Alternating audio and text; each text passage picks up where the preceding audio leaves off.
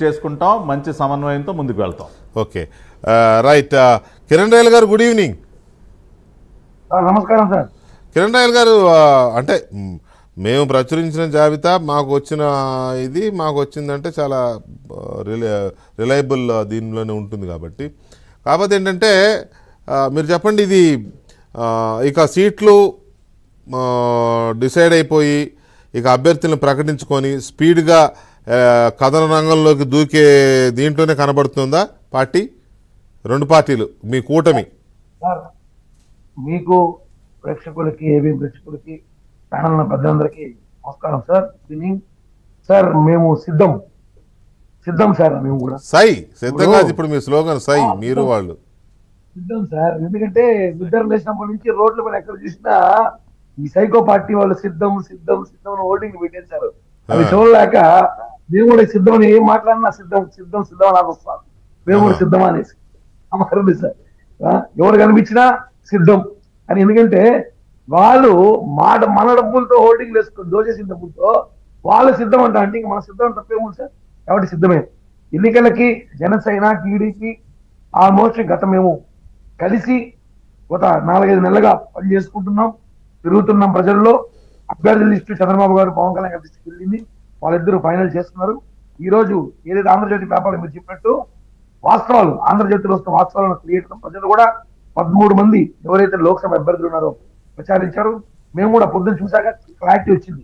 ఊరికే 15 సీట్లని 20 సీట్లని ఇవన్నీ పుకారు రోజు వస్తుంటాయి. ఆంధ్రజ్యోతిలో ఏదైతే పొద్దున్న పేపర్లో వచ్చిందో దాని మీద మేము ఎంక్వైరీ చేశాము. వాస్తవం తెలిసింది. ఇంకొక 12 లోక్సభ స్థానాలు కానివ్వండి, అదేవిధంగా ఇంకా 175 స్థానాలు కూడా అభ్యర్థులు జనసేన, టీడీపీ కూడా ఇప్పుడు ఏవైతే సోషల్ మీడియాలో వస్తున్నాయో, వైసీపీ ట్రోల్ చేస్తున్నారో ఇవన్నీ ఫేక్ అని త్వరలో, నాకు తెలిసి ఇంకొక 2 రోజుల్లో, 2వ తారీఖు రేపు, 3వ తారీఖు, ఈ 2 రోజుల్లో కళ్యాణ్ గారు, చంద్రబాబు గారు భేటీ అవుతారు. 4వ తారీఖు లోపల కొన్ని సీట్లు అనౌన్స్ చేసి 4వ తారీఖుకి ఇద్దరికి యాత్రలు ఉన్నాయి. కళ్యాణ్ గారు కూడా తెనాలి నుంచి అనకాపల్లి టూర్ స్టార్ట్ అవుతుంది. చంద్రబాబు గారు ఉంది కాబట్టి 4వ తేదీ లోపల ఫస్ట్ లిస్ట్ అనౌన్స్ చేసే అవకాశం చాలా వరకు ఉంది. ఎందుకంటే ఇప్పటికే మనకి సమయం 2 నెలలు లేవు. ఈ 2 నెలల్లో ఇంకా ప్రజల్లోకి వెళ్ళాలి. అన్ని అరేంజ్మెంట్స్ ఉన్నాయి.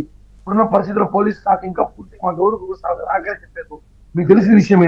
ఇప్పటికే చెక్ పోస్టులు పెట్టి ఎవరైతే పోటీ చేస్తున్న అభ్యర్థులు ఉన్నారో వాళ్ళ మీద గట్టి నిఘా పెట్టారు.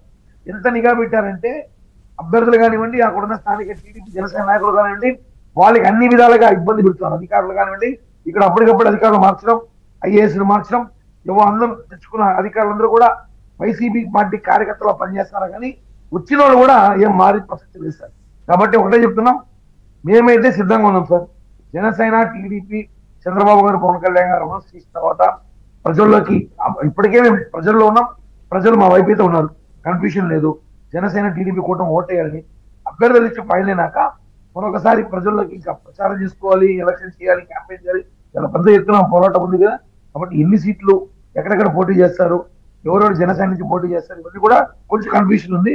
నాకు తెలిసి మాకున్న సమాచారం మేరకు ఎల్లుండు శుక్రవారం సాయంత్రం లోపు కానీ, శనివారం ఉదయం కానీ అనౌన్స్ చేసే అవకాశం ఉందని కూడా తెలుస్తుంది. అది అనౌన్స్ చేసిన తర్వాత, ఎందుకంటే మేము ఈ లేట్ చేయడం కారణం ఏమంటే బీజేపీతో పొత్తులో ఉన్నాం. మేము పొత్తులో ఉన్నాం బీజేపీలో.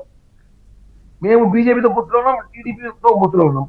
బీజేపీతో కూడా వస్తారేమో, ఎందుకంటే 2014 రిపీట్ అవ్వాలి అని చెప్పి కళ్యాణ్ గారి ఒక ఆశయం.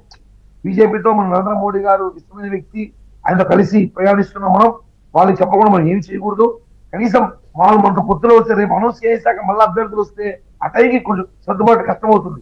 వాళ్ళు వస్తారేమో వెయిట్ చేస్తున్నాం. నాకు తెలిసి ఈ 2 రోజుల్లో ఏమైనా మార్పులు చేర్పులు జరుగుతాయి. ఖచ్చితంగా అయితే నాకు తెలిసి ఒక 70% అభ్యర్థుల్ని మీరు అనే దాని ప్రకారం రేపు ఈవినింగ్ కానీ, ఎల్లుండి ఉదయం కానీ అధికారిక ప్రకటన సీట్లకు సంబంధించి కానీ, లేకపోతే పొత్తులకు సంబంధించి కానీ కొంచెం క్లారిటీ ఉండే అవకాశం ఉందనేది ఒకటి.